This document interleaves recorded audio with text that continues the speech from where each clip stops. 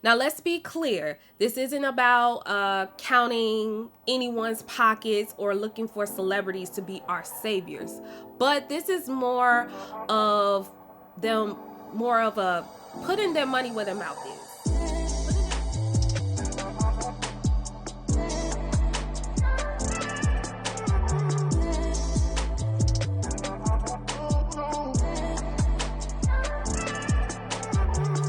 Hello, welcome to bcentrictv. My name is Nita. Welcome to those who are joining us for the very first time, and thank you to those who are returning. Everyone, be sure that you are subscribed to this channel and be sure to like and share this video as well. So today we're going to get into talking about the rise of celebrity-owned beauty and hair care brands and how they could possibly be hurting smaller businesses in the industry. And in this particular video, we're going to discuss Black-owned brands because that's what we talk about over here, Black issues and Black excellence. So as we know, Fenty Beauty is one of the, if not the most popular beauty cosmetic brand today, owned by celebrity. And since its launch in 2017, and it built its brand on inclusivity. Now, and as we know, it has made Rihanna, she has now joined the $1 billion club because of this business. And she's not the first one to do it. We had back in the day Iman, who started her cosmetic line in 1994 and went on to have much success. But if we really look at now, in recent times, we will see that Rihanna is probably the top, the number one in that industry. And if you all, I don't know if you all noticed, but I've definitely noticed the other celebrities are following suit. During the past 3 or so years, there has been an influx in celebrities capitalizing on the $1 billion industry, and understandably so, since it is one of the few industries where revenue tends to increase during economic recessions. Alicia Keys, Soul Care, Taraji P. Henson's TPH by Taraji, and most recently John Legend's Loved 01 have secured their shelf space in popular retail stores. As many of us know, Black consumers spend the most on beauty and hair care, spending approximately $1 billion annually. But for Black non-celebrity founders and business owners, it can be a difficult industry to find mainstream success.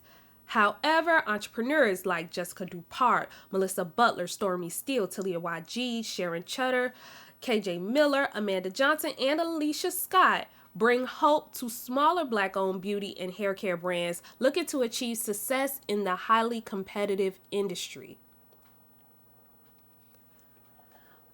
Black business owners have a harder time securing capital and assessing network opportunities. Many of these celebrities have little to no knowledge about the beauty and hair industry. Nevertheless, many have the means and connections to make their way into the beauty business with less obstacles. Understanding our passions for things can appear or fade over time, but for some of these celebs, it's just a money grab.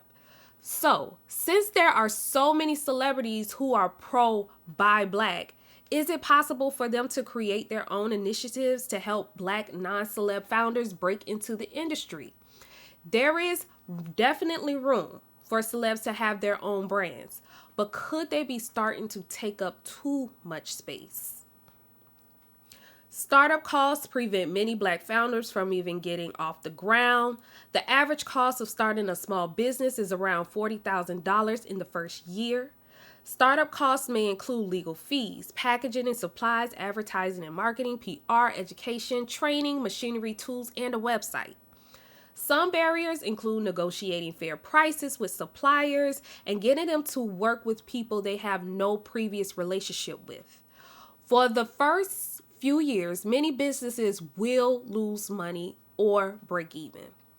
This leads to some entrepreneurs having to hold on to their full-time job or getting a part-time job to supplement their income. Even when successful, Black-owned businesses aren't as lucrative as non-Black Americans. Only 5% of Black Americans hold business equity, while white Americans hold 15%. Black business owners have a harder time securing capital and assessing network opportunities. Almost half of African American women business owners said they struggle to secure business financing despite Black women starting businesses at a high rate. There's a disconnect between what Black businesses need from the beauty industry for success and what the general market assumes they need. Readiness is the New Green brought together a panel of 70 Black beauty founders and executives and 70 professionals from the general beauty market, and ultimately proved this disconnect when both were asked what they thought Black founders needed to become successful in the market. The general market believed mentoring and business management skills are needed for economic reform for Black businesses, but the business founders and executives stated they need investments in capital. Many of the new founders in the beauty and hair care industry are Black women. Structural obstacles in the traditional workforce have limited women and pushed them to find alternatives such as entrepreneurship. It has allowed some women to have a more flexible schedule that is necessary when taking care of a family. Also, historically and currently, gender wage gaps affect women. The beauty industry is expected to hit $73 billion by 2025, but from entry level to C-suite and from retailers to beauty houses, only 4 to 5% of all employees in the United States beauty industry are Black. More than 11% of all beauty customers are Black, yet Black brands account for only 2.5% of total beauty industry revenues. In 2020, amid social unrest happening in the United States, the Buy Black movement boosted many beauty brands. Large beauty brands launched initiatives designed to help small businesses of color receive funding. However, during that time, we also seen this boost in not only influencer brands, but celebrity brands. Tracy Ellis Ross, Taraji P. Henson, Alicia Keys, Toni Braxton, Pharrell Williams, and Ciara are a few celebrities who launched their skincare or hair care line within the past few years. Just to be clear, there are many non-Black celebrities that have launched their brands as well, but the focus here are Black-owned brands. Like I stated before, there were some initiatives that started that helped out POC branded beauty brands. However, many of those companies that provided those grants are non-Black owned companies. Let's be clear, it is great that they did help out those companies regardless of the reason that they decided to help out those companies. But I often wonder, why don't affluent Black celebrities that are looking to cash in on an industry that they have little to no knowledge about or even a true passion for just don't start their own initiatives and provide grants to help out, to help fund new businesses or struggling businesses that are in the industry, or just start partnering and investing in established brands that just may need a financial or networking boost. Mentorship and business management skills are definitely needed for entrepreneurs because many first-time entrepreneurs make the mistake of not doing proper research.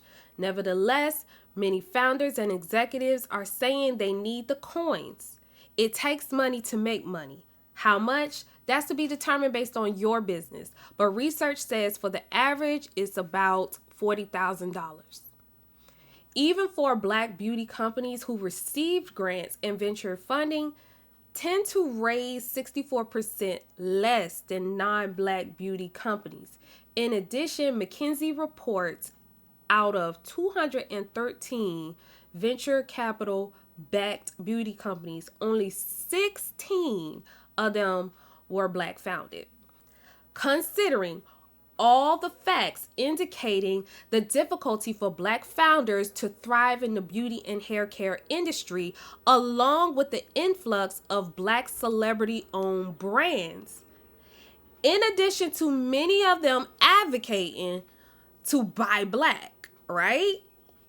Is it unreasonable? Is it unreasonable to suggest that some celebrities should look into creating grants, networking initiatives, venture funding, or partnership? Now, let's be clear. This isn't about counting anyone's pockets or looking for celebrities to be our saviors. But this is more of a putting their money where their mouth is. Putting their money where their mouth is when it comes to liberating the Black community economically. So those are my thoughts on that subject. Y'all let me know yours in the comments below. And please be sure to like, share, and subscribe to the channel. Until next time, bye.